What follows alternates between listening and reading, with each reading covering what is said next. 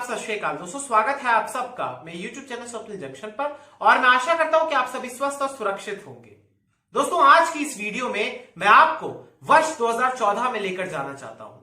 दोस्तों, याद कीजिए कि वर्ष 2014 में या उससे पहले किस प्रकार से टेलीविजन न्यूज चैनल्स के द्वारा पत्रकारिता की जाती थी। मैं आपको बताना चाहूंगा दोस्तों कि जब से निजी न्यूज चैनल्स आए हैं, यानी टेलीविजन न्यूज चैनल्स में प्राइवेट न्यूज चैनल्स की एंट्री हुई है, उनका प्रवेश हुआ है, तब से पत्रकारिता का एक प्रकार से जो ढंग था, जो उसका स्वरूप था, वो परिवर्तित हुआ है। समय की डिमांड भी थी, नई नई तकनीकें भी आती थी, ऐसे परिवर्तनों की आवश्यकता होती है, मैं मानता हूं। लेकिन जब ऐसे बदलावों से पत्रकारिता की, जर्नलिज्म की मूल परिभाषा को ही चेंज कर दिया जा रहा हो, तो उसके बाद आम दर्शकों को आवाज उठानी होगी। क्योंकि आखिरकार और आफ्टर ऑल इस देश के भीतर अगर किसी का राज चलेगा तो वो आप लोगों का है। ये डेमोक्रेसी है, ये प्रजातंत्र है, ये लोकतंत्र है। इसमें जनता की ही बात को सर्वोपरि रखना होगा, चाहे वो देश के कोई भी स्तंभ हो। चारों स्तंभों में से एक पत्रकारिता भी आता है। उन चारों स्तंभों की यह जिम्मेदारी है कि वो आप लोगों की बात को आगे रखे, आप लोगों की बात को, आप लोगों के हितों को सर्वोपरि रखे और आपके साथ, आपके विश्वास के साथ और आपके भरोसे के साथ कोई खिलवाड़ ना करे। यह कर्तव्य है इस देश के तमाम उन चार स्तंभों में कार्य कर रहे लोगों का। लेकिन यहां पर दोस्तों मैं आपको बताना चाहूंगा, फिर से लेकर जाना चाहूंगा आपको 2014 में। याद कीजिए कि उस टाइम पर किस प्रकार से पत्रकारिता होती थी। इलेक्ट्रॉनिक मीडिया न्यूज चैनल्स के बीच एक प्रकार से एक होड़ मची रहती थी, टीआरपी की होड़, टेलीविजन रेटिंग पॉइंट्स की होड़, कि किस प्रकार से उस प्रतियोगिता में, उस होड़ में प्रथम स्थान प्राप्त कर लिया जाए, उसके बाद विज्ञापन हमारी झोली में गिर जाए।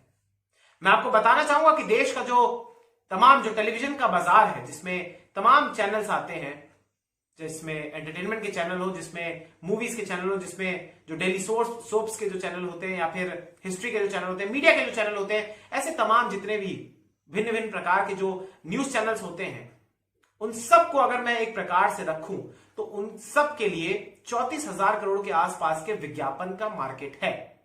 और इसी में इस 34,000 करोड़ रुपए का जो सालाना वार्षिक मार्केट है, इसी में सारे चैनल्स को विज्ञापन मिलते हैं, उन्हें एडजस्ट करना पड़ता है। सरल भाषा में आप समझिए, इसीलिए ये सारी की सारी प्रतिस्पर्धा बनी रहती है, ये सारी की सारी होड़ मची रहती है तमाम चैनलों में कि किस प्रकार से वो एक रचनात्मक तरीके से ऐसा कंटेंट दिखा दें कि उन्हें फिर विज्ञापन मिल जाए।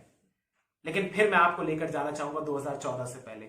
याद कीजिए दोस्तों कि उस समय पत्रकार देश की किसी ऐतिहासिक इमारत में जाते थे या फिर देश की किसी ऐतिहासिक धरोहर में जाकर वहां पर भूत प्रेत की खबरों का विश्लेषण करते थे। वो कवरेज भी देश ने देखी है, आप लोगों ने देखी है। इसके अलावा किसी देश में एलियंस पाए गए या फिर अंतरिक्ष में एलियन के होने, यानी उनके अस्तित्व से लेकर भी कवरेज हमने देखी है। सारी खबरों का, इन सारी कवरेज का गवाह आप सब बने हैं, ये देश बना है। लेकिन आज जिस विषय पर मैं बात करने जा रहा हूं, वो इन तमाम चीजों की पोल खोलता है। क्योंकि वर्ष 2014 के बाद से जो देश के भीतर मूल मुद्दे थे, जो मुख्य रूप से मध्यम वर्गीय परिवारों से जुड़े हुए थे या फिर उससे भी ज्यादा जरूरी गरीब तबके से जुड़े हुए थे, उन विषयों पर बात ही नहीं होती थी।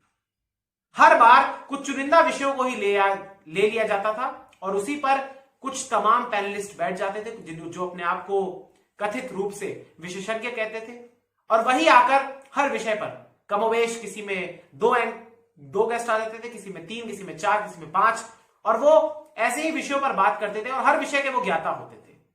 ये सभी अभी चल भी रहा है, आप देख भी रहे होंगे। तो ऐसे में ये खिलवाड़ किसके साथ हो रहा है? ये आप लोगों के साथ हो रहा है।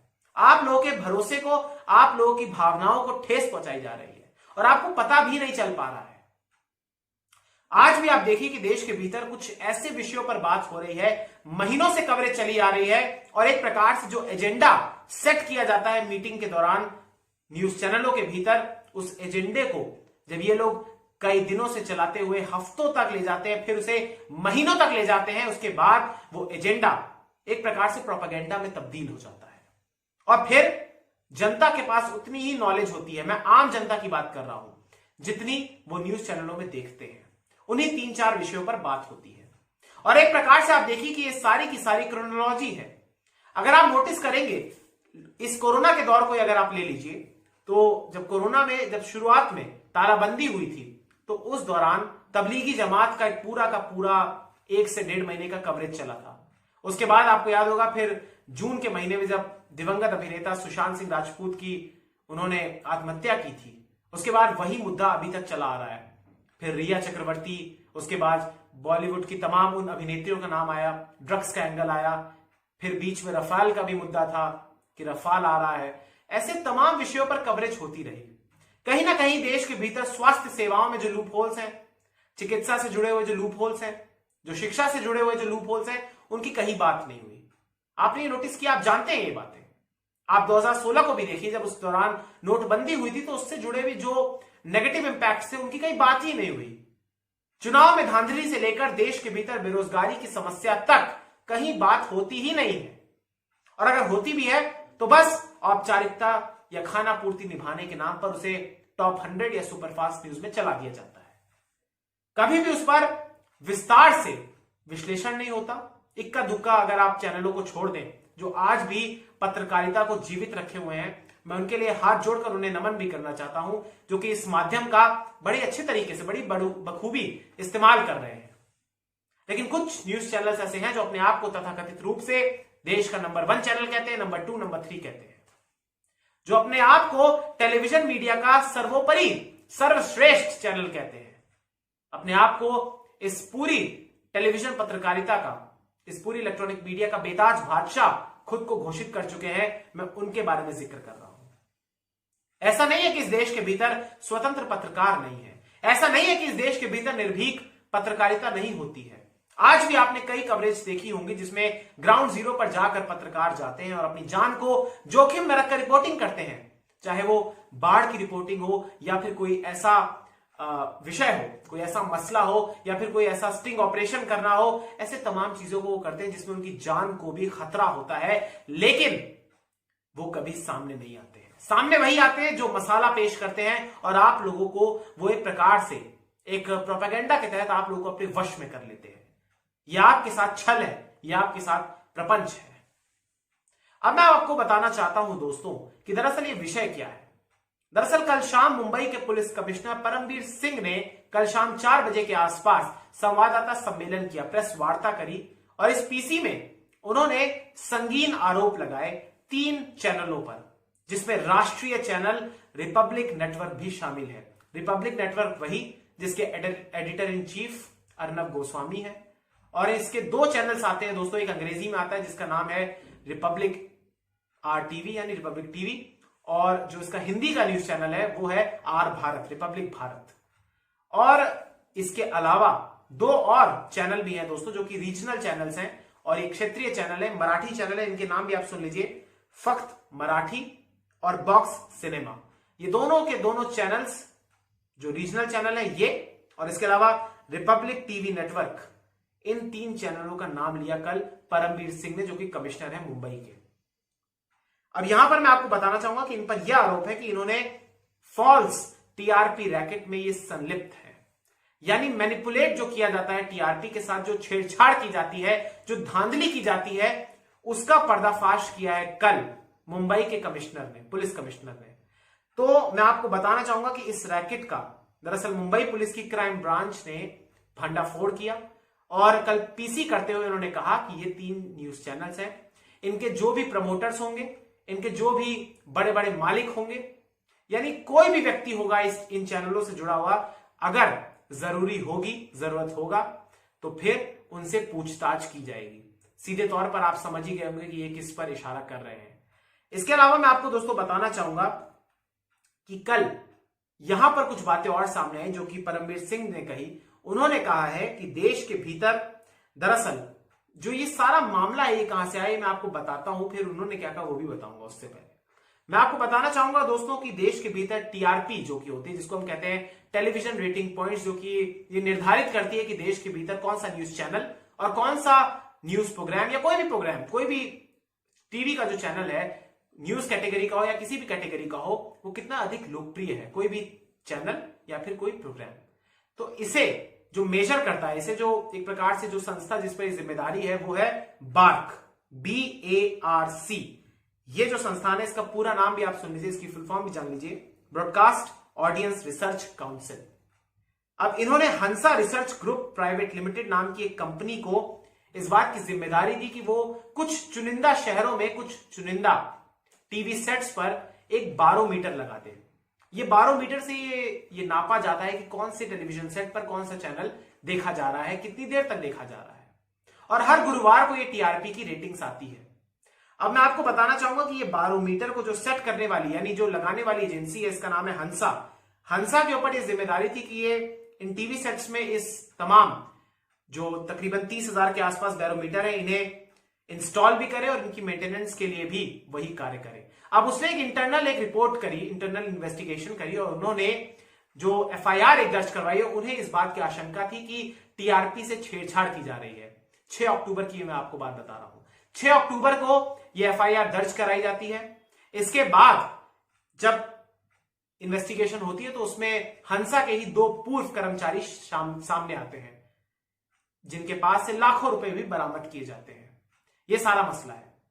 इसके अलावा दोस्तों मैं आपको बताना चाहूंगा कि मुंबई पुलिस के कमिश्नर ने क्या कहा। उन्होंने कहा कि मुंबई में 2000 के आसपास तकरीबन इतने ही बैरोमीटर लगाए गए थे, और लोगों से उन्होंने जो इन्वेस्टिगेशन के दौरान उन्होंने कहा वो बहुत ही चौंका देने वाली बात थी। उन्होंने लोगों से पूछताछ करी, उन्होंने लोगों से पूछा, और लोगों ने उन्हें बताया कि एक चैनल को देखने के लिए उन्हें 400 से 500 रुपए दे दिए जाते थे, और उन्हें यह भी कहा जाता था कि वो चाहे उसे समझे या ना समझे, अपने टीवी सेट्स पर घंटों तक उन चैनलों को चलाकर रखें जिनका नाम उन्होंने लिया। अब यहां पर मैं आपको बताना चाहूंगा कि इसमें ट्विस्ट क्या है दोस्तों। ट्विस्ट आया आज। दरअसल जो हंसा ने एफआईआर दर्ज कराई है, उसमें रिपब्लिक भारत का नाम नहीं, बल्कि यानी रिपब्लिक नेटवर्क का नाम नहीं, बल्कि इंडिया टुडे का नाम है। इंडिया टुडे यानी आज तक का सहयोगी चैनल।